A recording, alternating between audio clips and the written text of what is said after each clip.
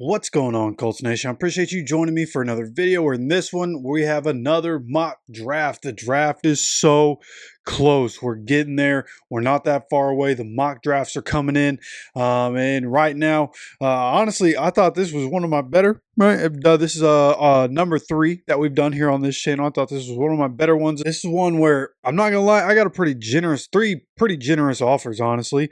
And one of them was an offer for the first round pick where I could end up with like a third and a fourth and a fifth this year, and then a first and a second, and like a third maybe even, and a fifth next year. It was some crazy trade.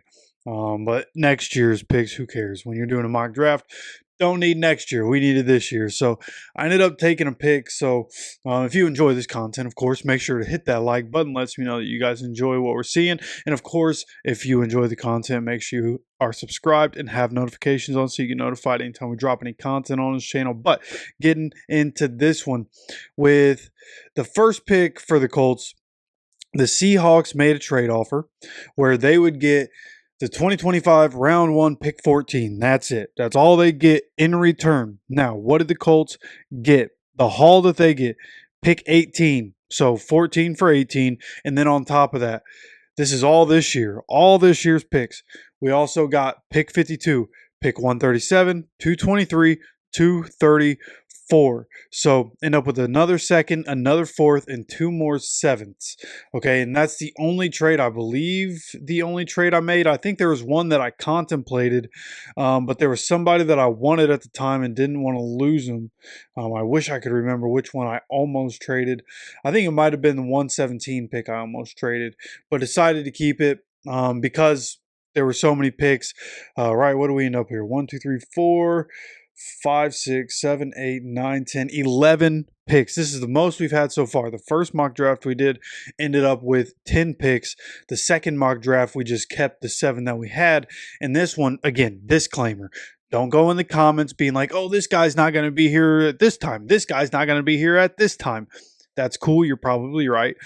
Some of these guys probably going to be off the board before we get to them. In this mock draft that I did, there were plenty of guys that fell a lot. Like, you know, I know at one point it was like the 7th round. I was picking 232, I think, or 223 maybe, and one of those picks in the 7th round, and there was a guy that was ranked 170th that was still there. Like, those things can happen. Those things probably not going to happen again. Don't kill me. I'm just drafting with what I had available. And if these guys are available at these draft picks, I think we'll do pretty well. So as we get into this, right, and we start to talk about what do the Colts need? Well, we need a tight end.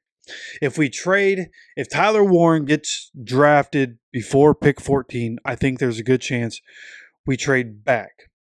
And I don't think you can trade back a whole lot. That's why I thought this Seahawks trade was perfect, right? I've seen some people mock a tight end going to the Seahawks. So one way or another, I think the top 2 tight ends both go pick 18 or above. And this mock draft reveals that, where I have Colston Loveland because Tyler Warren gets drafted before we're able to take him, right? A lot of people have mocked Tyler Warren to the Jets. In this, he goes 7 to the Jets. And because of that, we trade 14 to the Seahawks, who take Matthew Golden, wide receiver from Texas, and we end up going back 4 spots, still getting a tight end, Colston Loveland. Now, this is a guy that, as I've looked into him, I'm more okay with the prospect of drafting him. Now, I'm a Michigan fan. I've watched him play. It's just, of course, the negative with him is like when you look at Tyler Warren compared to Colston Loveland, like Tyler Warren is not only a big body, but like he's beefy, right? And Colston Loveland is more lean, great athlete. He has incredible size, 6'6", like 245, right? Great size for a tight end. So love everything about that. Love the athleticism. Former basketball player, somebody who can go up and big body people. He understands positioning. He has good burst, good acceleration because of his size. And I think there's a lot that he can do. Like, I think stylistically, you think about a younger Travis Kelce. A little bit more explosive, right? Travis Kelce was never the most athletic guy or the most explosive guy, but you think of a younger Travis Kelce that you add some explosiveness onto him and some more change in direction and those sorts of things, right? Those short area bursts that Travis Kelce not really known for. Colston Loveland can provide that. Colston Loveland can provide a weapon that you can line up in multiple spots. He can provide as a guy that can come in and be an inline tight end. He can develop into that. You can have him work with strength coaches, have him work with the offensive line coaches and figure out the best way to help the offensive line. But now he does have help, and it does seem more plausible that the team is preparing to draft Colston Loveland because they brought back Mo Alley-Cox. Despite what Mo Alley-Cox said at the end of the season, ends up being a Colt once again. So bringing him back, I think, says that they're prepared for the possibility that the rookie they draft isn't going to be as dominant as a blocker as they thought they might be able to get.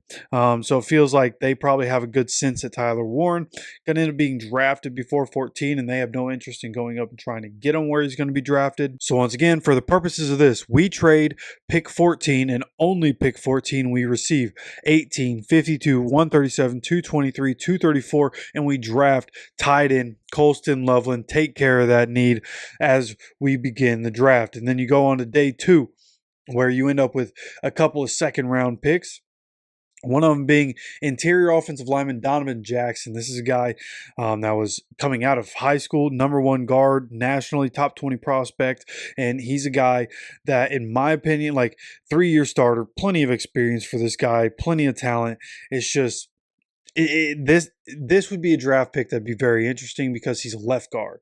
He has some experience at left tackle, filling in at left tackle when Ohio State. They have another player, I forget, Williams, I believe is his last name, that's going to be drafted, a tackle that's going to be drafted in this draft.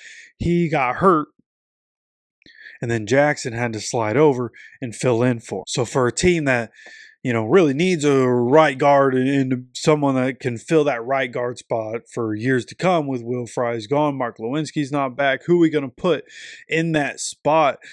Seemingly doesn't seem like Braden Smith's moving off right tackle, even though he has experience as a right guard that we've talked about in the past, but seems like he's going to stay at right tackle. Can Donovan Jackson, it says he's listed, at least here on this website, as interior offensive lineman. So maybe that's something where he wants teams to understand his versatility and that he'd be fine with playing the right guard position. That'd be great. Left guard, right guard, 2 different positions, 2 different stances. You're coming out differently. You have to play it differently. So can he transition? Is that something the Colts would want to do? I don't know. I just looked at the players that were available at the time, and if he's available at 45, I think he's going to be dominant somewhere in the NFL. You might as well bring him in.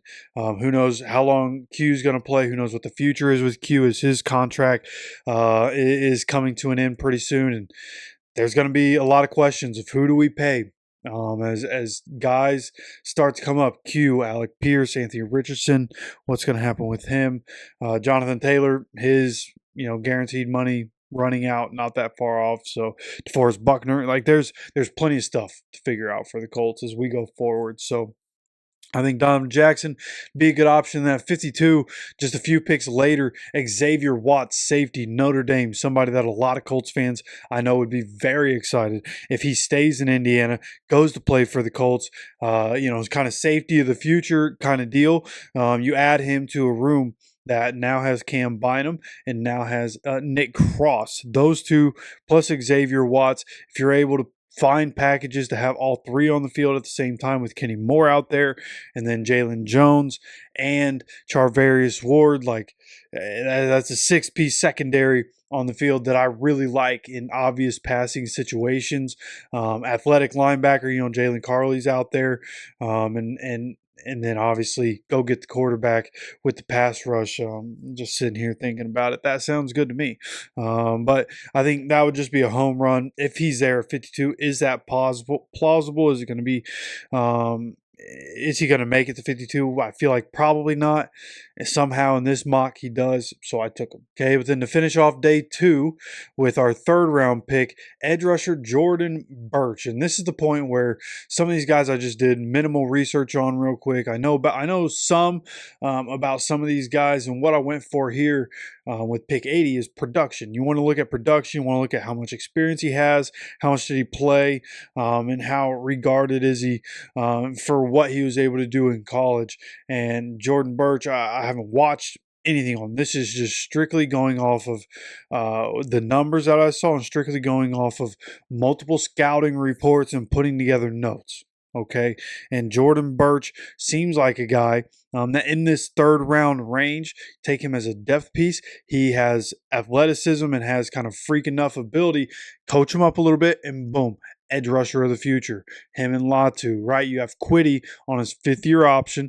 After this year, Jordan Burch and Latu. That's the way you go, and I think it could be successful. Now, you're going to draft a star edge rusher in the 3rd round. I don't know about that, but I do know that in the draft, it's all about potential, and I think you get a good value on potential if you're able to get Jordan Burch coming out of Oregon, edge rusher at pick 80. Now, here we get some interesting choices on the back end. I'm not going to lie. Kind of proud with what I did on the back end of this. At 117, Quinn Ewers. Colts have done their homework on Quinn Ewers, and I think if they're able to trade back and if they're able to pick up a couple picks in the draft, I think going quarterback is definitely going to be something that they explore and add more competition with Anthony Richardson, Daniel Jones, Jason Bean. Don't forget about Jason Bean. He's going to be on the roster one way or another, either on the active roster or on the practice squad. And then Quinn Ewers. And this is somebody that coming in, it's not like I think Quinn Ewers is going to be an all-world NFL quarterback, but nobody thought Brock Purdy would. And honestly, him and Brock Purdy, as I watch Quinn Ewers, I've actually watched Quinn Ewers a few times, and he just always reminded me of Brock Purdy, kind of just the way he carries himself, the way he moves, the way he throws the ball, kind of how the ball looks coming out. Very similar, in my opinion, to Brock Purdy. And that obviously can be a very good thing in the right offense. So I think Quinn Ewers definitely an option, right? We run a similar type, similar style sort of offense as Shanahan does. Obviously, Shanahan is a one-of-one, but again, stylistically very similar. Something Quinn Ewers can come in and be good at if the current quarterback situation does not work out. That is an option for the future. And then at 137, Ollie Gordon. Colts have done their homework. Ollie Gordon, the second running back out of Oklahoma State. One of the picks that we get from the Seahawks nets us a really good backup running back, somebody that you can have for a few years on the roster that can develop and can sit behind Jonathan Taylor and now this upcoming year, Khalil Herbert. So there's not going to be a whole lot of pressure on Ollie Gordon to perform because we have a very capable backup that we're, I assume, planning to use pretty heavily in terms of backup running back. But again, Ollie Gordon, somebody that I do think has a lot of value, especially at 137. If he's able to make it down that far, if you're able to snag him up, if you're the Colts, I think that'd be a really good move for what you're trying to build in the future, right? What does the future look like if Jonathan Taylor doesn't re-sign again? What does the future look like if he does, and then Ollie Gordon's his second running back here in a couple of years? So different ways to think about it, and I thought it'd be a good value pick there. And then at 151, Zay Frazier, cornerback, UTSA. It did not take me very long at all to look into this guy to decide this is exactly who we need. If he's there at 151, really underrated, went to a small school, that's going to be the knock on him. He has size, he has athleticism. This guy, Zay Frazier, cornerback, again, UTSA, I'm telling you, go look this guy up. I think this is going to be a dark horse superstar in this draft. Whoever drafts him is going to be very happy with the production that they get and the value that they get for the draft pick that they spend on him. So Zay Frazier, I will say it again, Zay Frazier, Z-A-H, I assume it's Zay, Z-A-H, Frazier, cornerback, UTSA, 151 to the Colts. We don't necessarily need a cornerback, but as I was looking at things in that area, I happened to, I was typing in names. I was trying to figure out some stuff about some guys. And once I got to him, I was done. Once I got it, didn't, and again, it did not take long. It was the first page. I saw a few things about him and said, okay, like, are you looking at positives, looking at negatives? I can work with those negatives. You can coach those things. Boom. This is the guy. Well, again, dude, I, I don't know. I just all of a sudden fell in love with a no-name player from a small school coming up in this draft, and I'm going to pay attention to wherever he goes in the draft. It's going to be very interesting to see what he's able to do in the NFL. I think he's going to be really good and a really underrated addition to a team. Then as we go forward here, we have 4 more draft picks. Going to try to roll through these. 189 defensive line, interior defensive line. Ty Hamilton, Ohio State. This is a guy, again, Ohio State guy. Prestige. What that team has done offensively, defensively, one of the best in the nation on both sides of the ball. Ty Hamilton being a part of that, a national champion, knows what it takes to win, knows what it takes to be part of a pro-style organization. Ohio State, with what they're doing, the way NIL is nowadays, right, and the way things work, college definitely being more of a business these days. And I think Ty Hamilton brings a physical package. Obviously, these guys, when you draft this late, all these guys need to be coached up. That just comes with the territory. But the skills that he possesses and the potential that's there, 189 if Ty Hamilton's there, I think could be a good addition to the interior defensive line for the future, and sitting him behind Grove and DeForest until he's ready to go, and until those guys either were ready to retire or ready to move on. But then as we go into the 7th round, we get 223, 232, and 234. So 3 quick picks here in the 7th round. First, we're going to take Jimmy Horn Jr., Colorado, right, playing for Deion. So this is a guy, he understands what it takes, right? Being around Deion, Deion's going to flood you with all the knowledge, right? He has a bunch of stuff that sounds real good, but it works.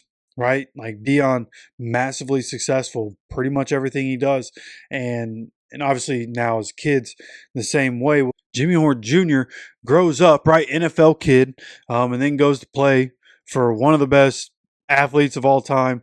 It just makes sense. Guy that you know is going to be coachable, draft him in the 7th round, see what you can get out of him as a wide receiver, special teamer, whatever the case may be. But he's going to be in the NFL, right? Again, from an NFL family. So Jimmy Horn Jr., wide receiver, Colorado at 223. 232, Brandon Crenshaw Dixon. Tackle from Florida. This was just need-based. These last 2 were like, I don't think we need this many draft picks this year, to be completely honest with you. But just trying to fill holes, just trying to fill depth. No rhyme or reason for this, just because he's a tackle, because he was the highest rated, went to an SEC school. That's really it. Picked him at 232. And then with our last pick in the draft, 234, 7th round, another quarterback, Curtis Rourke, going with another quarterback. And the way I see it, Daniel Jones and Anthony Richardson will battle it out in training camp to see who's going to be the starting quarterback. And they're going to figure that battle out behind closed doors. And then I think in the preseason, it's going to be about figuring out who the other quarterbacks on the roster are going to be. It's going to be between Jason Bean, Quinn Ewers, Curtis Rourke, fighting to make roster spots, who's going to end up on the practice squad, who's going to get released, who's going to get cut, and who can make it in the NFL and be a valuable part of continuing to push the quarterback competition narrative here in Indianapolis. That's going to be the question. So that's what I have as we go through. Again, only one big trade for that first pick, trading pick 14 and getting pick 18 plus 4 more picks as we go, ending up with 11. We get a tight end, interior offensive line. Xavier Watts is on the team. Get a little bit of everything here, a couple quarterbacks, and just kind of filling holes as I go. You let me know your thoughts on the mock draft. What are you thinking as we get closer to the draft? What do you think the Colts will do? What do you think is going to be available for them to do in the first round? You let me know your thoughts down in the comment section. Love hearing from you guys. And of course, make sure if you enjoy the content to hit that like button and make sure you're subscribed with notifications on so you continue to get notified anytime we drop any content on this channel. Of course, appreciate you stopping by for another video. As always, take care of yourself, take care of each other, and go Colts.